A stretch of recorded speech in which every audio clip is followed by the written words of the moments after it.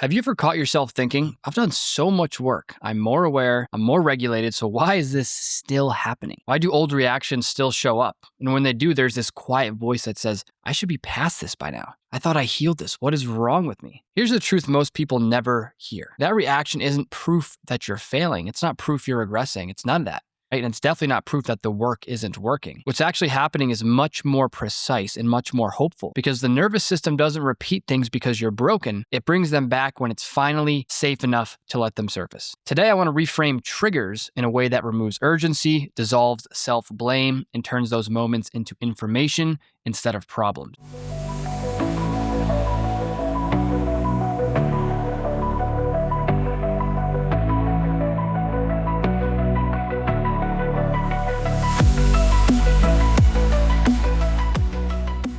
Welcome back to Built for Impact. I am Jake Burhans, and this is the podcast where inner peace meets high performance and where building your dream life starts from the inside out. Inside the Built framework, we are not trying to fix you or optimize you through pressure or pushing or discipline or willpower. We're reprogramming the subconscious patterns so that change feels so much less difficult, right? We've all been taught in the self-help place, you just need more discipline, you need more motivation. The interesting thing about our identity is it's what's called an attractor state. So it's always reverting back to its dominant state. So your identity really isn't, it's not a noun. It's not like I'm a leader, I'm an entrepreneur. It's a familiar set of patterns, how you think, what you believe, your self-talk, your emotional tone, your emotional reactions. All those things are your identity, right? However you behave in those patterns, whatever is most familiar is what your identity is. So when we try to change, right? When we try to change and use our willpower to go against those conditioned patterns, our system triggers a threat, right? Our nervous system is designed to keep us in safety, right? Or keep us in the familiar because familiar equals safe. So when we try to grow and become this new person, the system is freaking out. Hey, it's life-threatening for you to do this. So trying to pull you back, and that's really what self-sabotage is. But what we do with Built for Impact and what we do in the community, right, in the school community, is teach you how to reprogram those patterns so you can create real lasting change that doesn't feel like a freaking uphill battle. It's not about more discipline. When you shift your identity, you don't need discipline, right? Like, do you need discipline to brush your teeth in the morning, to tie your shoes, to be a good friend, to be a good spouse? No, you just see yourself as that person, so you don't need discipline to do it. It's just a natural, expression of who you are. And that's what we want. Whoever the version is of ourselves that we want to be, we want to make that our baseline identity. So all of our actions flow naturally from there, right? Instead of trying to fight against that thermostat setting. But today we are talking about triggers, and we are diving into the L pillar, let go of the past, in the Built framework. So this is phase number 4. Phase 1 is awareness, breaking our association with limiting beliefs. Phase 2 is regulation, really regulating the nervous system into a parasympathetic state, because we know that our physiology dictates how we perceive reality and how we experience reality. And if we really want to change as people, we need to be in a regulated state.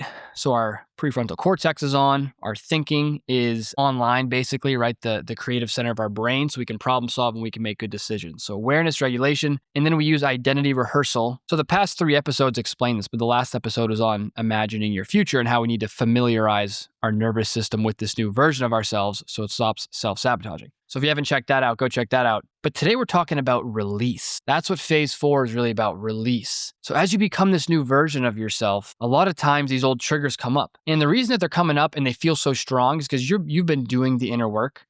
You've started to condition a new baseline, whether it's more confident or more peace or more love or whatever the case may be. And the contrast between the triggers and your new state of being is so stark. And that's why it feels like this massive failure sometimes, because in your old state of being that was just anxious or worried or angry all the time, your triggers that were also those things kind of just blended in. You didn't really notice them. But now that you've done the work, you notice them. So triggers are stored memory. Okay, so we look at these things, and I think people can relate to the term trigger. This triggered me, that triggered me. What does that even mean? Well, we have to start with understanding how a memory is stored in our system. So a memory is stored in 2 places. It's stored in our mind as a story. Someone said something to me last week, and that made me angry. It's also stored in the body as an emotion. Okay. So what happens in life is that we're not taught how to deal with our emotions. Really, an emotion is a biological process, right? Energy comes in.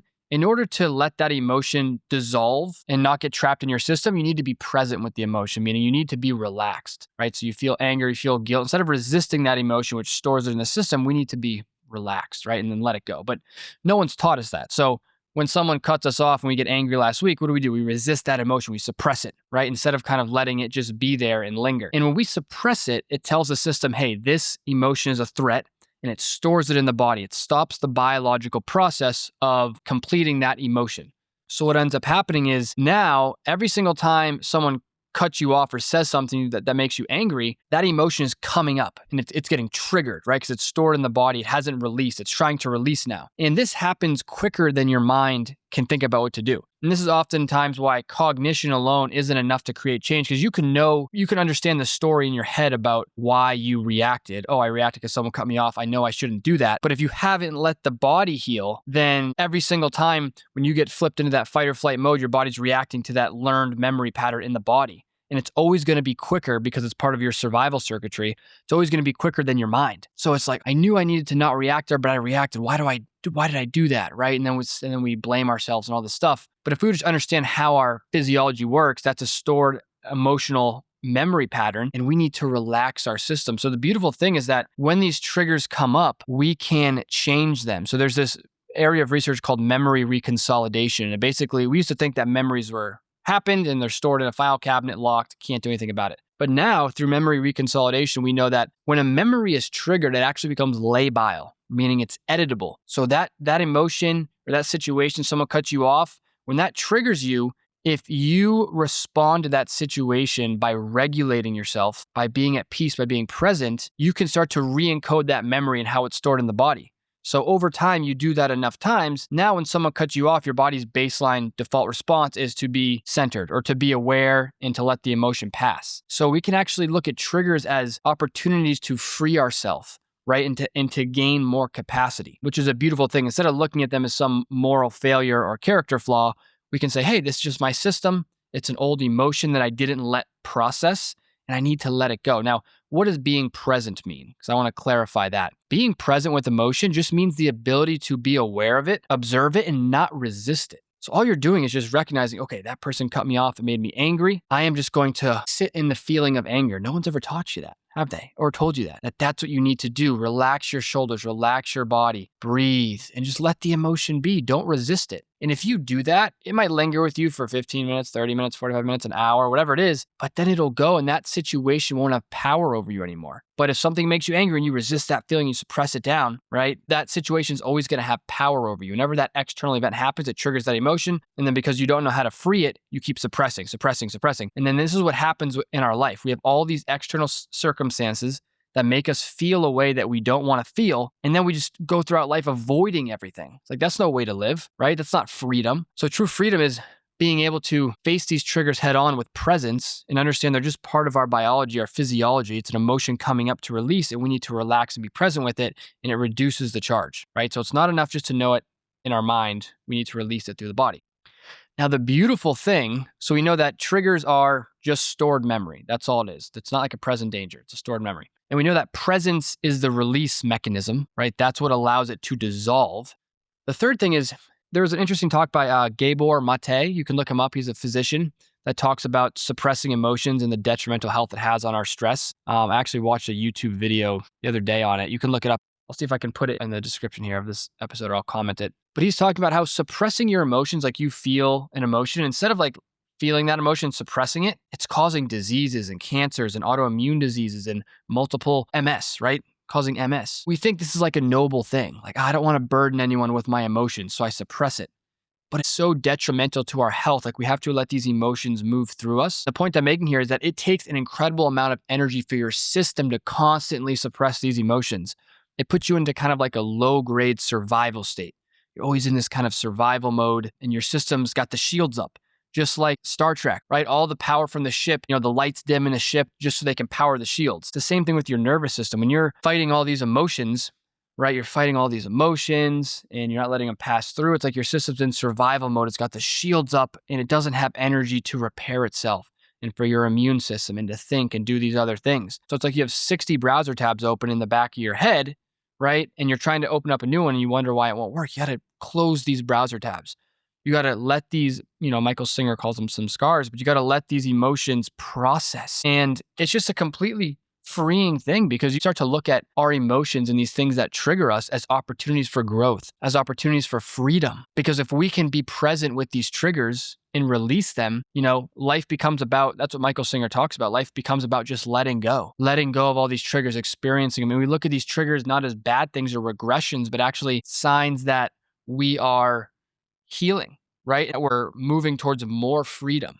And the other thing too is like why they come up after you start to do the inner work is because your system finally feels safe enough to let them up because they've been stored down there in the basement with a padlock on. But now that, the house has been cleaned up a little bit, it's like, all right, let's crack open the basement and see what's down there. And those are all the triggers. But we got to let them come up, meet them with presence, and then you'll have so much more energy on a day-to-day basis, right? We're not like drained by 11 a.m. for no reason because we're just expressing, or suppressing our emotions.